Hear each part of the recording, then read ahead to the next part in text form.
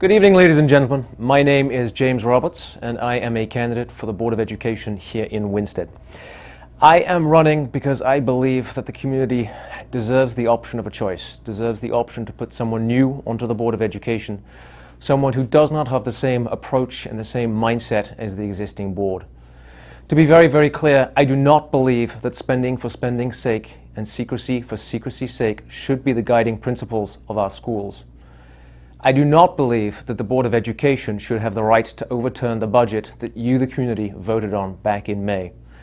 I do not believe that the Board of Education should have the right to totally derail the town's audit process and freeze the affairs of our community.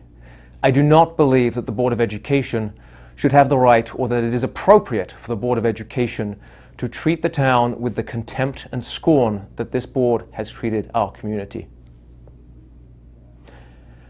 I am running as a petitioning candidate. I am a registered Democrat, but I profoundly disagree with the approach taken by the Democratic leadership here in Winsted. Their approach has been reckless. Their approach has been feckless. Their approach has been blind to the best interests of this community, and their approach has failed. They stand for one solution to all problems. We want to spend more. We want to spend more of your money, as much money as possible, and we want to spend it on programs and projects that have no lasting benefit to the community. The quintessential Democratic spending program are school buildings. Marianne Welcome, a Democratic candidate for the Board of Selectmen, was chair of the school building committee when they cooked up the $30 million bond plan to rebuild all 3 of our schools. You, the community, saw through that plan, saw it for the insanity that it was, and voted them out of office. Mayor Perez, also a Democratic candidate for the Board of Selectmen, has gone one better. She wants to close all 3 schools and instead spend even more money building a new one. This is insanity. Let me tell you a little bit about the schools that I went to when I was a child. Our grandest buildings were constructed in the 1540s, towards the end of the reign of Henry VIII. Whilst beautiful on the outside, they were dark and drafty and gloomy and damp on the inside. Our smallest buildings were constructed some 400 years later to house German prisoners of war during the 1940s. They were not designed with an eye to comfort, and they had not improved with the passing of the decades. Our newest buildings were a collection of steel and glass and brick structures, modern to be sure, but colder and damper and darker than all of the others put together.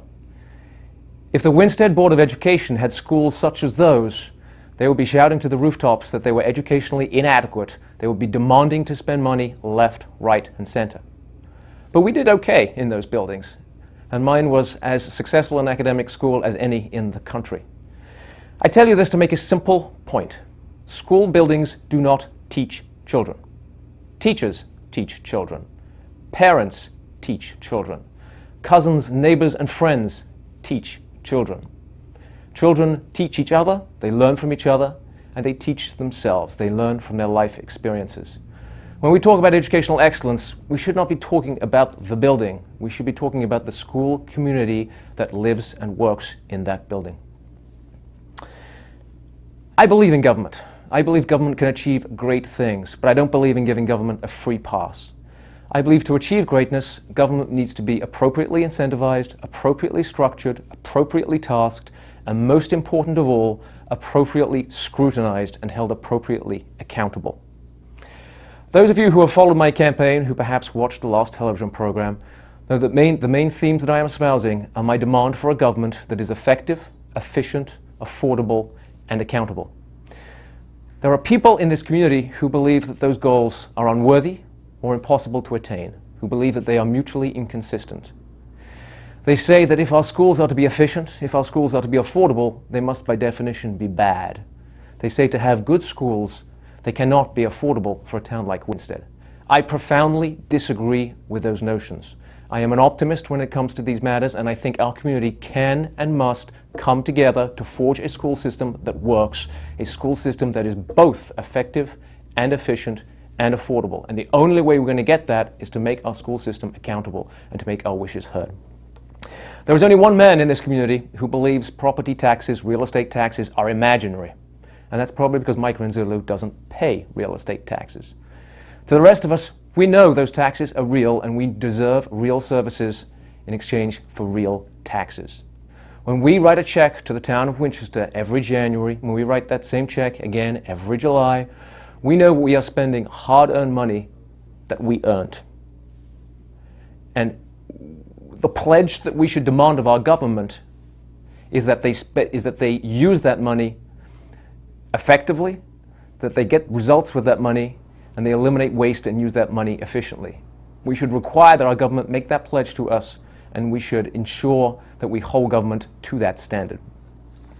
I would like to spend a couple of minutes this evening talking about facts and figures, something which the Board of Education doesn't really like to do.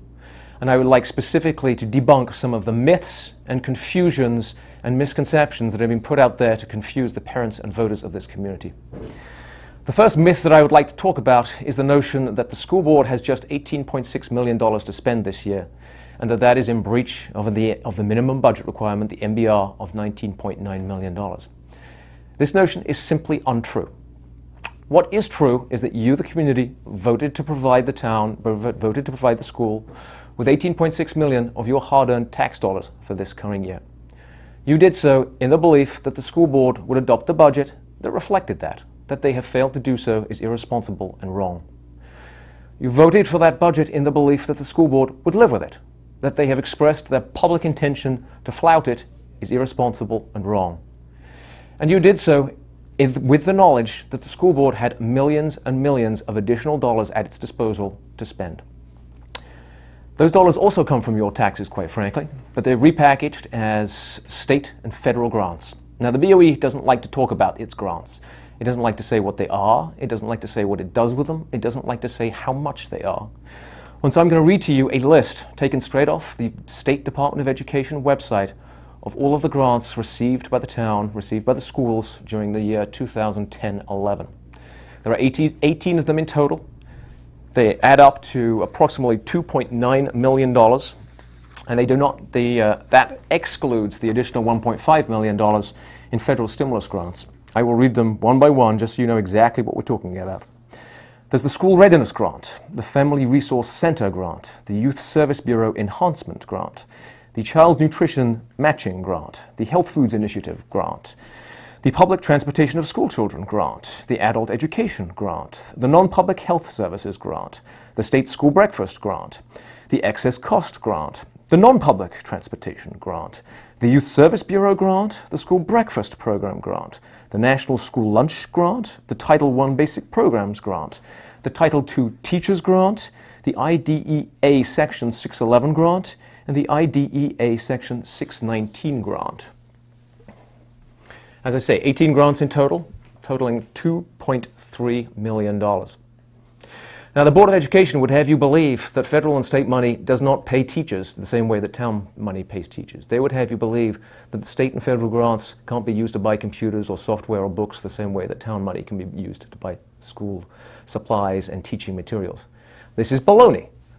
State money, federal money, town money, they're all the same. There's a lot of it. And it's quite clear that the school board has access to funds considerably in excess of the MBR. If the Winchester Democrats wish to give the Board of Education more money, I suggest that they go get that money from the state and not from you, the taxpayers. And if the state wants to talk about how much money we spend on our schools, I suggest that they start with finding out how much money they have spent on our schools and that they require the schools to provide an audit, because we've tried and we can't get it done. The second myth I want to talk about this evening relates to the MBR, the minimum budget requirement. There is a sense that the minimum budget requirement relates to a minimum level of educational service. Nothing could be further from the truth. If you look at the legislation underlying the minimum budget requirement, you will see nothing in there about what form of education will be provided, how much education will be provided, what sorts of results should be the minimally acceptable results. You will see none of that in there. It is simply a dollar threshold. And there isn't even a requirement that those dollars be spent. We don't have to spend a dime under the minimum budget requirement. We just have to make sure the money is available. What the minimum budget requirement actually does is set forth a framework to save the state money. The state does not want to see its share of local education budgets go up because towns cut their share. That's a perfectly rational expectation on the state's part, but it is equally perfectly rational for the towns to want to save money too.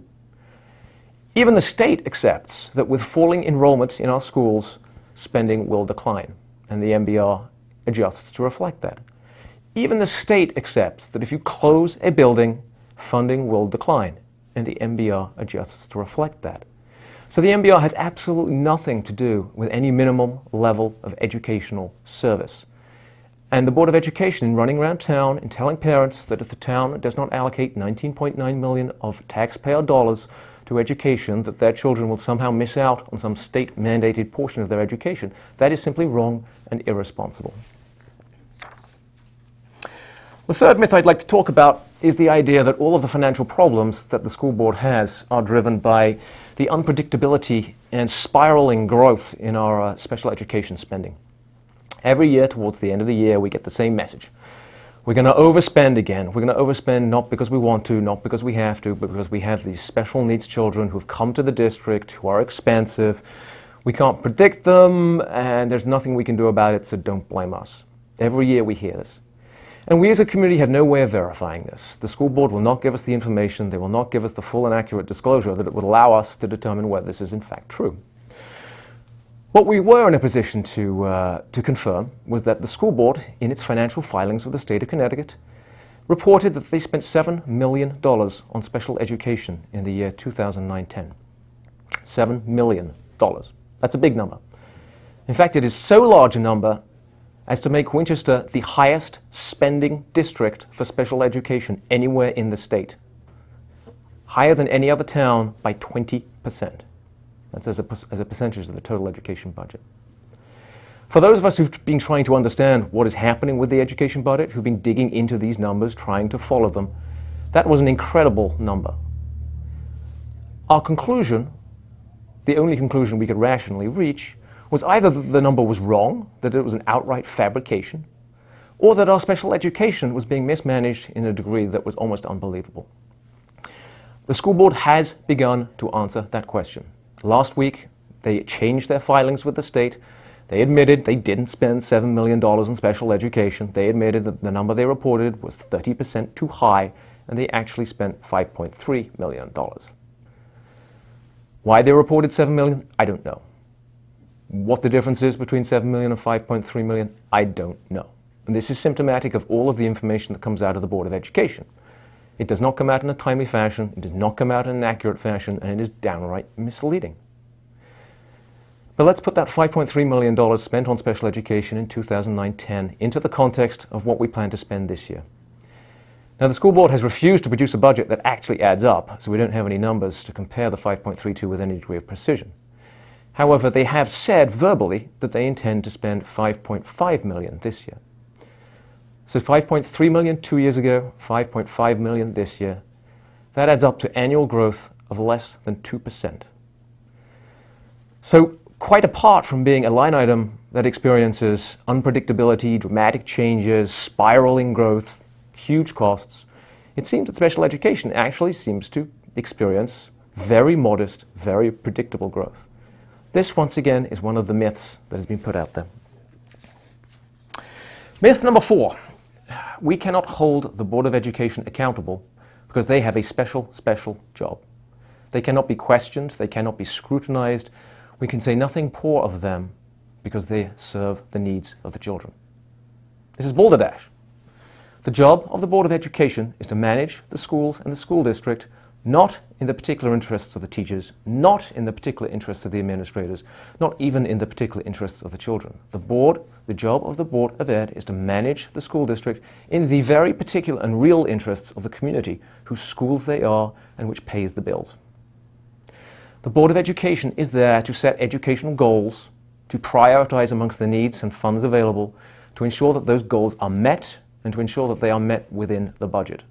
The job of the Board of Education is to hold people accountable for meeting those goals and for meeting them within budget. And the job of the Board of Education is to report back to you, the community, what they did, what they spent, what did they spend it on, did it work? will they do the same again next year, so that you, the community, can have an informed and engaged discussion about educational priorities going forward and educational funding. The notion that they should not be scrutinized is absurd. They should be scrutinized just as closely as any other portion of government that spends your money, because the Board of Education spends most of your money. They're allocated 2/3 of the budget, 2/3 of your taxes, and they routinely spend more. The job of the Board of Education is to be an effective, conscientious, good steward of your taxpayer dollars. That brings us to the fifth myth. And this one is perhaps the most tragic of all. It would be laughable if it were not such serious a matter. Myth number 5 is that the Board of Education is indeed a good, conscientious steward of your money. They are not. They could not be farther from that. A good steward sets out clearly, articulately, and accurately what needs it needs to address, how it intends to address them, how much money it is going to spend, what it is going to spend it on, and what results it intends to get. A good steward reports back after the fact and says, how much did they spend and did it work? A good steward is able to provide effective communication, accurate, timely, relevant information in response to questions.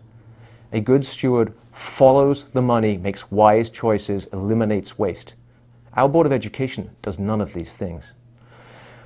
As I think most of you know, Winsted is the last town in Connecticut, the only town in Connecticut not to have produced a 2009-10 audit.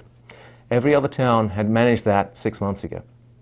The reason we don't have an audit is the school district cannot or will not provide accurate information. That is quite simply unacceptable. Now, we've heard within the last couple of weeks that information has gone to the accountants. This is not the first time that information has gone to the accountants. They have sent repeated batches of information to our auditors, and each time it has been returned to the sender with a note to say, wrong information, inaccurate, not useful, try again. We await with bated breath to see whether this last round of information is any better than anything that has come before. And it's not just we don't have an audit, we don't have a budget either. School opened this year with no budget. The school board adopted a number, $18.6 million, with no indication as to what they would spend that money on, and no indication as to how many grants they were expecting and what they would spend that money on. That's unacceptable. Under pressure from the community, the school board adopted a budget with line items, except the line items do not add up. A plus B plus C does not equal D. That is not a budget. And then, to add insult to injury, they announced publicly, officially, to the state that they had no intention of living within that budget anyway, so it didn't really matter if the line items didn't add up. This is quite simply unacceptable. The school board is incapable, it seems, of answering the simplest question accurately. The federal government and the state required it to report accurately what it was doing with its federal grants. According to its quarterly reports, our school district hired 9 teachers, that's right, 9 teachers, in the fourth quarter of 2009-10. So between March of 2010 and June of 2010, they claim to have hired 9 teachers. If they did, that's wonderful. But I think that would have been on the front page of every newspaper in town if they truly hired 9 teachers during that time period. They didn't. It's quite transparent that they didn't. We are now looking for our 4th finance director on the school side in the space of a year. We do not know why they keep leading. We know that it tends to happen after they file numbers. But as the saying goes, where there's smoke, there is probably fire. Effective stewards of your taxpayer dollars? They are not. Profligate spenders? They are. Sometimes they try to hide it. More often, they just don't care. Which brings us to the 6th myth that we have to talk about this evening. And this myth is the one that stands at the heart of most of the disagreements between the Board of Selectmen and the Board of Education.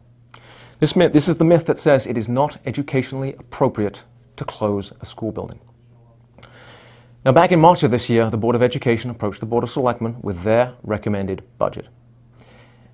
The centerpiece of that budget recommendation from the Board of Education was that they were going to close a building, that they had consolidated grades 7th and 8th into Gilbert, and that was going to allow, and they would undertake, the closure of a building.